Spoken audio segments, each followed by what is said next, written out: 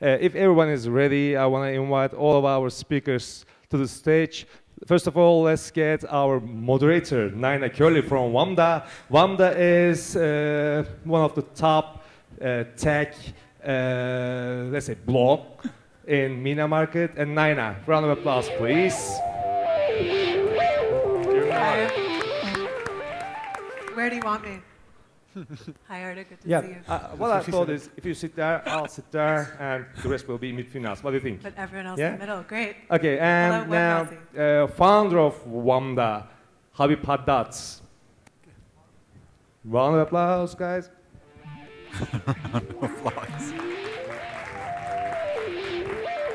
Omar Christidis, founder of ArabNet. ArabNet is the leading MENA tech event. Is that right? Great. Welcome to Turkey, Omar. And now our very own Nevzat Aydın, founder of Yemeksepeti. They just received a huge round of funding from General Atlantic, which was $44 million. $44 million, man! Hoş geldin. Okay.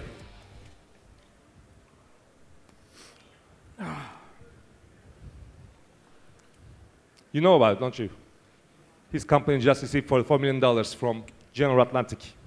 Yeah, we wrote about it. It's a fantastic How many company. times are you going to mention huge, the isn't it? $44 million amount? Huh? I was expecting the cash to come from us.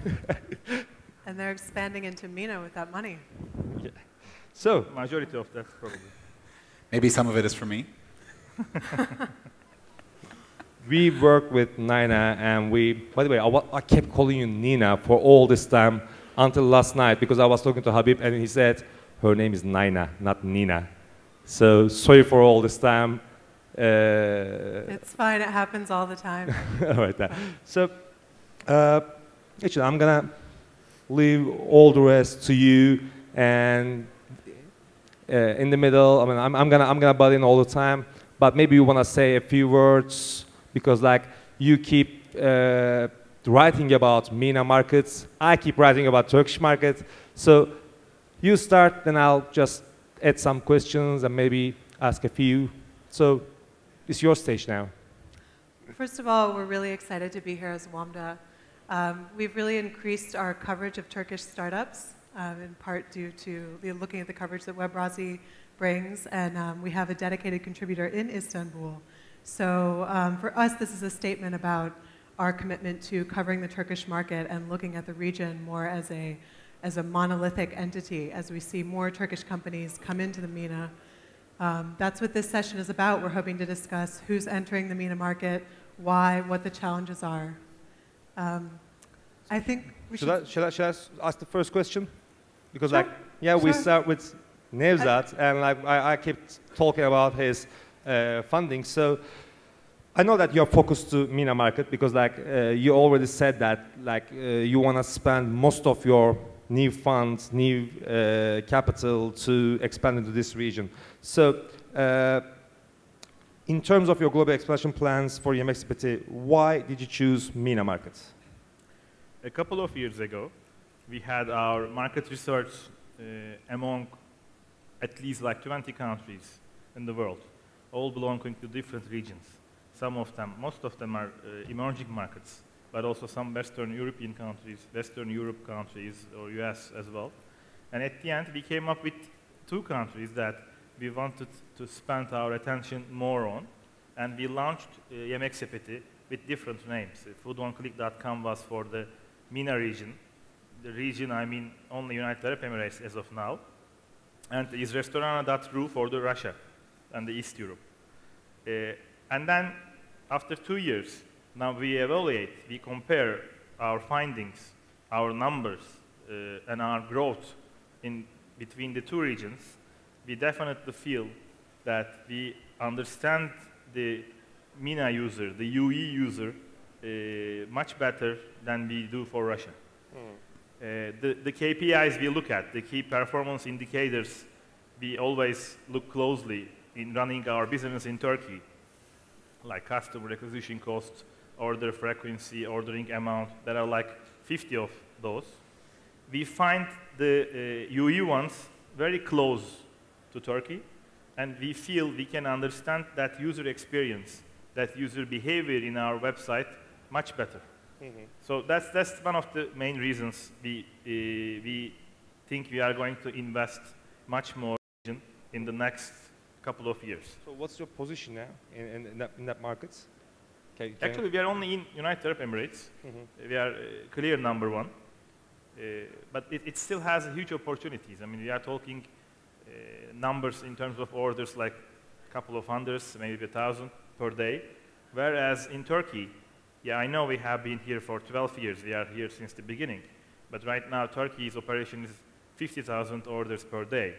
So the MENA, even including the other parts like Saudi Arabia, Qatar, Bahrain, Oman, maybe Egypt, it's going to take us a significant time to reach the levels of the orders we take in Turkey. Nevzat, what has challenged you the most about entering the Middle East market, and what are your targets for the next year? The first year or so was a preliminary period, a period that we understood our user. Now that we are there, we have established the operation quite well.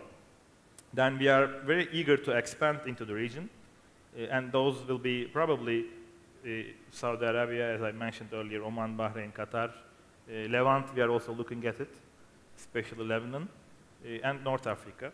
There are a couple of reasons that I have here. I mean, also the expat population is huge. That helps a lot.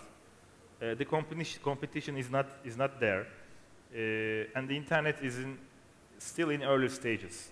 Yes, there are a lot of funds that are looking more towards the region these days, the angel investors, the VCs, even private equities. And you see success stories like Maktub and others. So the region is going to be, I guess, very popular in the next couple of years. The high GDP per capita over the region is another factor. And internet penetration is there, and it has a serious growth potential. These are a few things coming into my mind.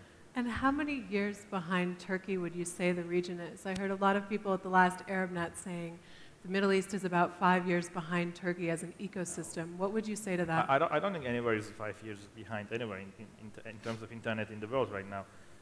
I would say a couple of years. I mean, not more than 2, definitely. It's very difficult to quantify these numbers, that 2 years ahead, 1 year. It depends on different models. For example, the Yemeksepeti model that we launched in Turkey in 2000, it was one of the first models in the world. I mean, it was something else before, and when you look at the natural evolution of the models, similar models in the world, the natural course would be having this website in 2006 or 7. But we started in the year 2000, so then we were able to achieve that enormous number of orders by now. But it's different everywhere. I don't think, in some models, I'm sure UE and MENA region is even far, not behind, but in front. For example, there is a model in Egypt called Otlop, which does the same thing but we do. And they started in 1998. Whereas a powerful competitor in the United States called Grubhub, they started in 2004 with almost the same model. So I don't think you can compare in terms of time. I see. Omar, what would you say to that? Based on your experience in both markets, what companies and models do you think will be successful, that we'll see localized from Turkey to the Middle East in the next couple of years? I think that the Middle East represents a great opportunity for a lot of these Turkish companies that look to the West and find a fragmented and very competitive marketplace, and look to the East and find more homogeneous and linguistically similar, culturally similar market. I think that some of the big opportunities that are there are leveraging transactional business models. So gaming and e-commerce are two things that we've definitely seen already. An expansion of Turkish companies in that space, whether it's Yemeksepeti or whether it's Trendyol, whether it's Peak Games that acquired MENA in Saudi Arabia. So that's one thing. The other thing that I think is a really interesting opportunity in the Middle East right now is really anything having to do with local data. There's not a lot of local data, especially about local businesses. So anyone who's able to put together a Yelp-style company or Places, something where they can get a lot of data on these businesses, that data in and of itself, without any other transactions, is very valuable. And are you trying to facilitate deal flow from Turkey into the Middle East? Definitely, 100%. What I mean, and this is something that that Arda and I have discussed, right? There's a strong interest from both sides in collaboration across markets. We had probably over a dozen speakers from Turkey at our last event in Beirut. We had a number of sponsors we're still in touch with who are already meeting clients in the Middle East. At the same time, I think that there's a lot of companies from the Middle East who would be interested in coming here and exploring potential collaboration. So I actually think that if we think about this region, right, when we talk to someone like Aydın Senkut, right, if we think about this region more broadly, and when I saw him earlier today, he said, you know, I talked to 4 entrepreneurs yesterday, 3 of them talked about having expansion up in the Middle East market. When we talk to someone global about this region, instead of thinking Turkey by itself, instead of thinking MENA by itself, if we think all of this region kind of Near East more broadly together, it becomes a much more interesting and enticing offer. I thought I have a headset as well. So anyway, actually, I want to expand this question a little bit more. Actually, like you've been in Turkey a couple of times, and you're even like organizing an event in MENA region. You came to Turkey, I mean, many times, and you even plan to organize an event here, which you will, I think. We would love to do one with you, but by ourselves, I'm not sure that we're going to do something. Yeah, we will definitely talk about it and do something about it. But like, the reason I'm saying all this is, like, you know both markets, so.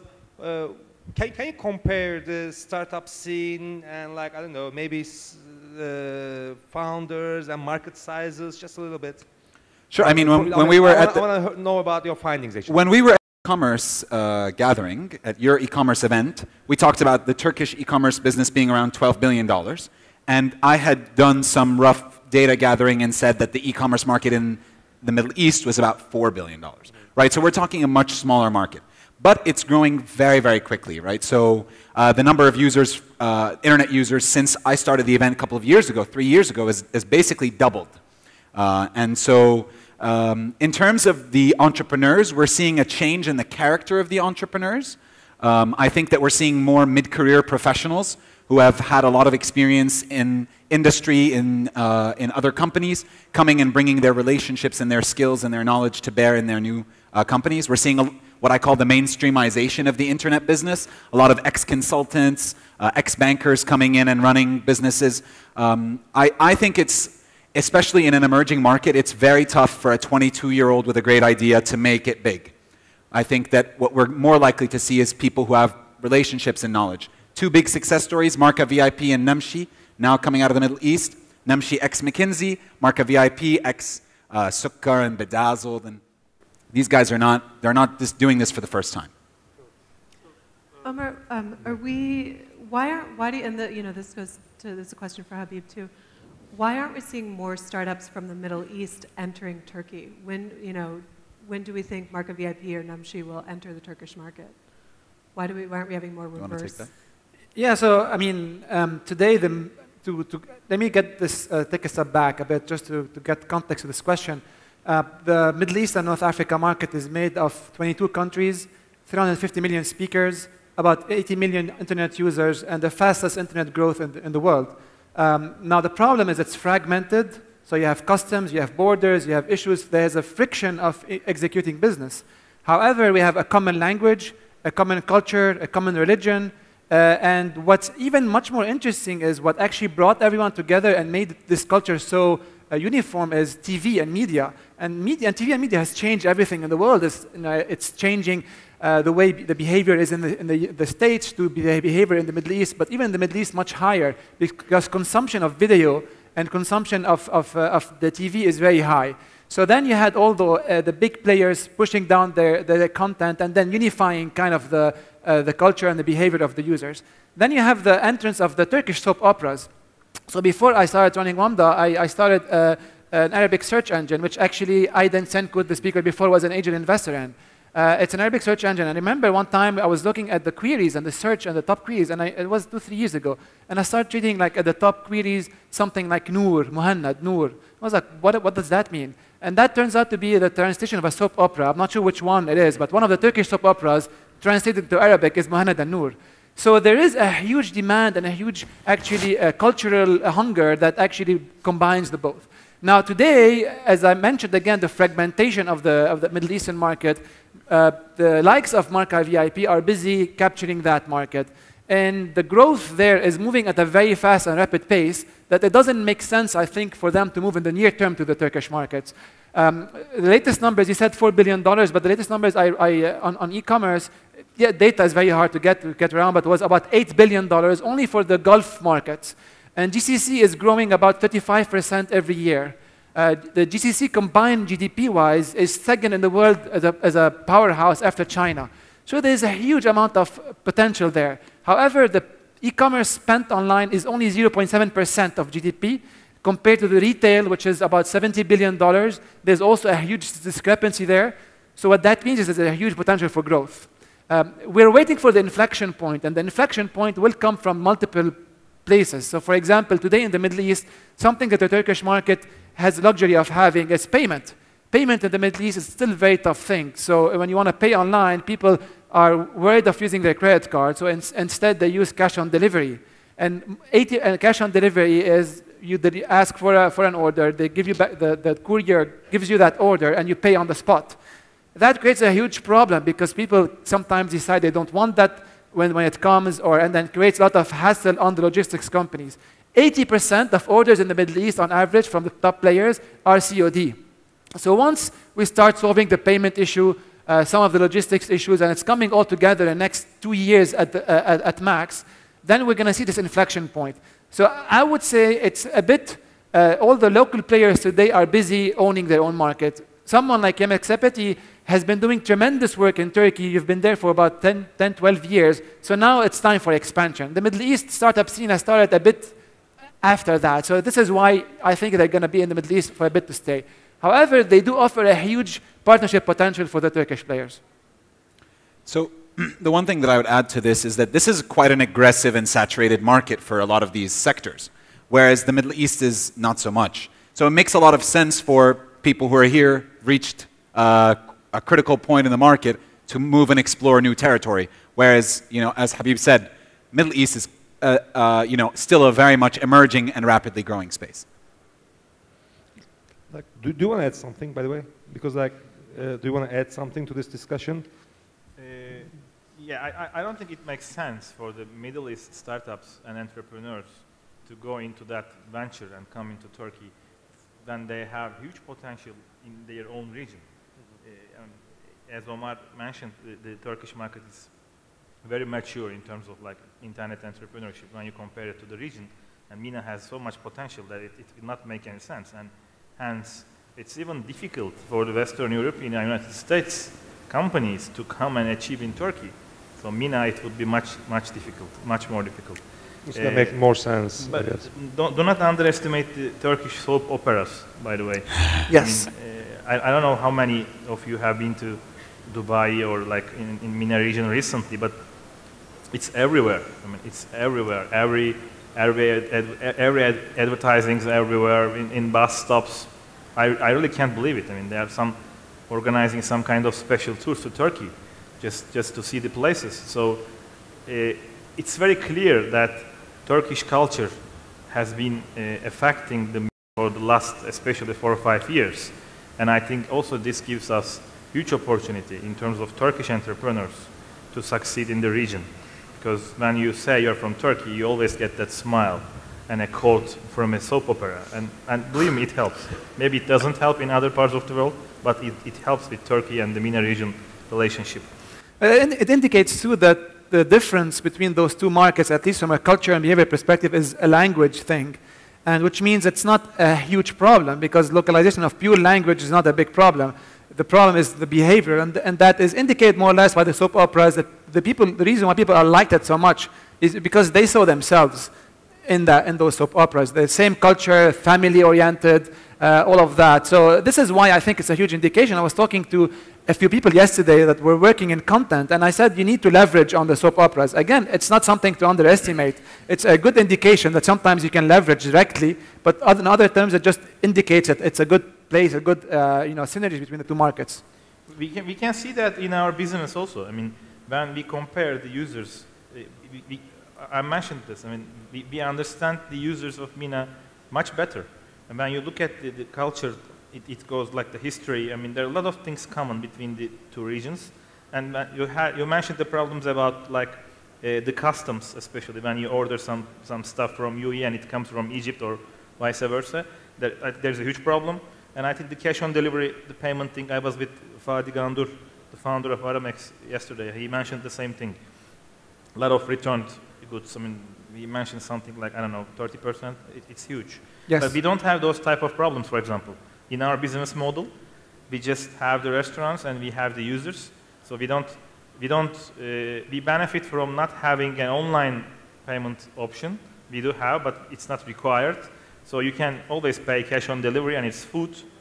And we don't need to deal with the customs as well. So there are also a lot of models that can benefit from these characteristics of the region, and I think Yemeksepeti is one of those models. What about demographics? Can you share with us the demographics of your users and the Turkish youth population? 26 to 35 years old.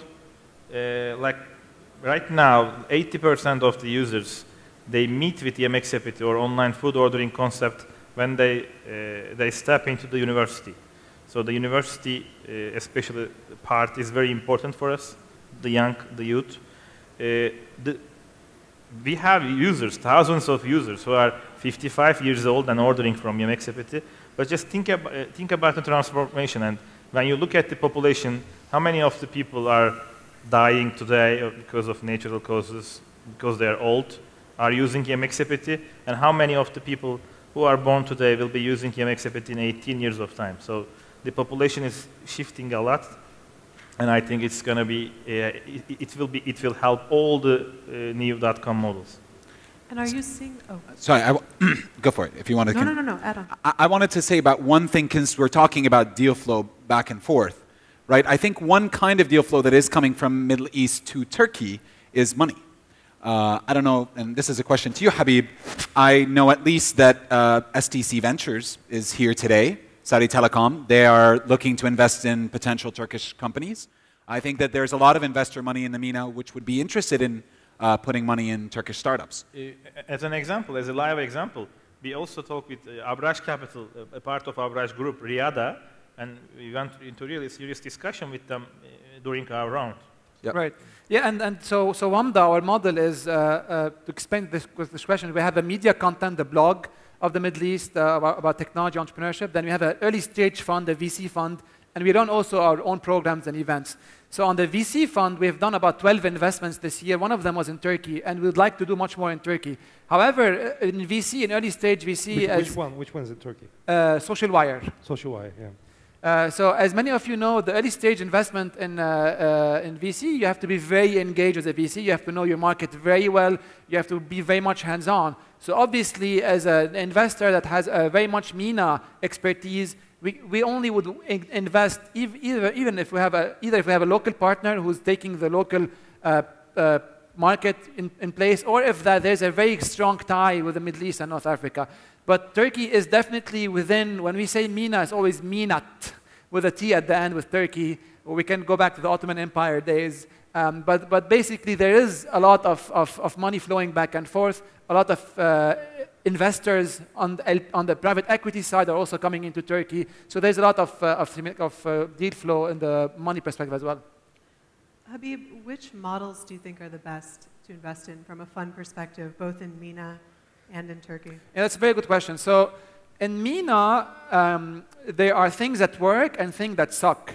And the things that suck and that are really good today are there's a high friction, is everything that relies on online advertising. It is going to open up, but the online advertising space in the MENA is tiny. It's $200 million a year approximate, or maybe a bit more. But that's the number that we're talking about, and it grows, and every year it grows. It only grows in the pockets of the Googles and the Facebook and the Yahoos. So while that market is growing very little, that means that the content investing in content that relies on an advertising-based model is something that today in the MENA market is debatable and is very much something that you need to be careful about. There is some type of content that works very well. For example, content that's focused on women is very much monetizable, specifically of women based in Saudi Arabia. And again, Saudi Arabia and the Middle East is usually the elephant in the room. It's the place where you have to go focus on as a startup because it's a place where you can monetize the fastest. E-commerce and transaction-based are something that as VCs we love, specifically in emerging market. I'm not sure exactly about the market in Turkey, and maybe Nevzat can share a bit about that, but in the Middle East, follow-on funding, in the MENA region, follow-on funding is hard. So as an early stage startup, you fundraise $500,000, $1 million, you're going for it, and then you're zooming in, and then you're burning cash because you want to grow, and then you need another round of funding, you know, $5, $10 million. That money is non-existent today in the Middle East. It is in Turkey, unfortunately for the startups here, but in the Middle East it's not. So as early stage investors, we try to push the startups in a revenue model that at least start gonna make revenues and hopefully break sustainability if we want to, in case we need to play with that. So e-commerce is something we're very big on, and everything that has online transactions as gaming, and anything that disrupts e-commerce. So one of the companies that we invested in recently that we're very excited about is called ChopGo. And what they do is they enable basically any offline merchants to go online very easily. They're kind of like Shopify for the Middle East. But the reason why that in the Middle East is very important is because it's a leapfrog. You know, all the offline merchants are waiting, they haven't been online, and then suddenly you give them a way to go online in e-commerce in a snap. And that's something we like a lot. So there's a lot of potential in disrupting innovation in the Middle East. So again, transactions and away from online advertising. We actually ran a lot of time. Yeah. So I'm just thinking, shall we just get 1 or 2 questions, and in the meantime, maybe you Only want one thing I would like to add to Habib. The 6% of the total world's population is speaking in Arabic, but only when you look at the internet content-wise, it's 1% of the total internet content. So I think there's a huge lack of local content in the region, and I think the models producing more local content will be much more popular in the next couple of years. I agree with you on this, and there's one phenomenon that's interesting. While it's tough to make money on content and ads, if you'll see the YouTube phenomenon in Saudi Arabia, YouTube is one of Saudi Arabia is one of the countries that consumes the most YouTube in the world.